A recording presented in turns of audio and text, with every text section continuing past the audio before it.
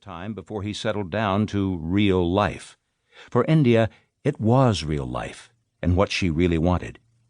She had lived with an insurgent army in Guatemala for 2 months and had come up with fantastic photographs reminiscent of her father's. They had won her not only praise internationally, but several prizes for her coverage, her insight, and her courage.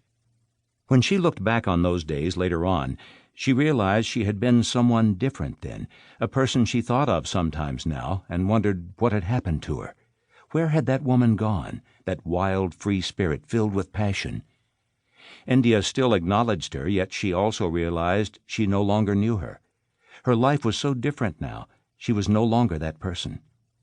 She wondered sometimes in her dark room late at night how she could be satisfied with a life so far removed from the one she had once been so in love with. And yet she knew with perfect clarity that she loved the life she shared with Doug and the children in Westport. What she did now was important to her, as much as her earlier life had been. She had no sense of sacrifice, of having given up something she loved, but rather of having traded it for something very different. And the benefits had always seemed worth it to her. What she did for them mattered a great deal to Doug and the children, she told herself. Of that she was certain. But there was no denying when she looked at her old photographs that she had had a passion for what she did then. Some of the memories were still so vivid.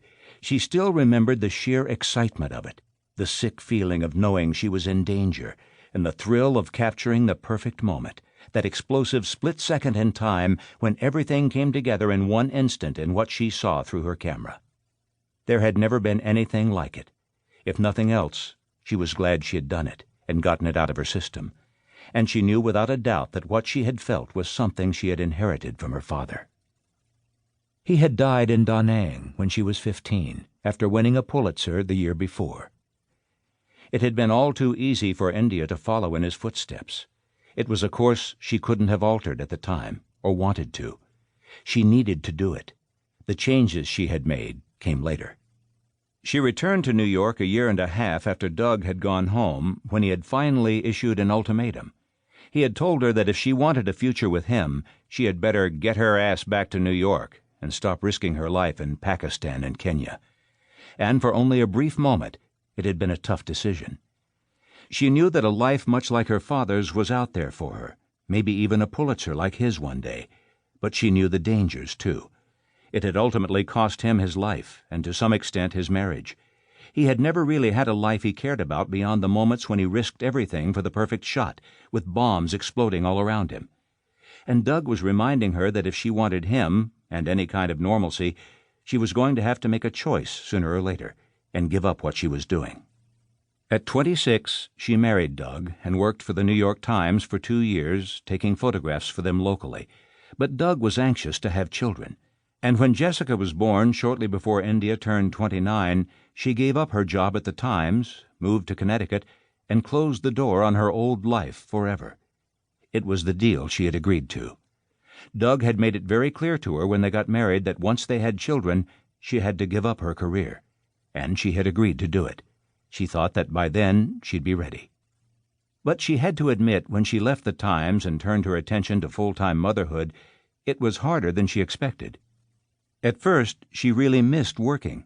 In the end, she only looked back once or twice with regret, but eventually, she didn't even have time for that. With 4 children in 5 years, she could barely keep her head above water or take time out to reload her camera. Driving, diapers, teething, nursing, fevers, playgroups, and one pregnancy after another. The 2 people she saw most were her obstetrician and her pediatrician, and of course the other women she saw daily, whose lives were identical to hers and revolved only around their children. Some of them had given up careers as well, or were willing to put their adult lives on hold until their children were a little older, just as she had. They were doctors, lawyers, writers, nurses, artists, architects, all of whom had given up their careers to tend to their children. Some of them complained a lot of the time, but although she missed her work, India didn't really mind what she was doing. She loved being with her children, even when she ended the days exhausted with another baby on the way, and Doug came home too late at night to help her. It was the life she had chosen, a decision she had made, a deal she had lived up to, and she wouldn't have wanted to leave her children every day to continue working.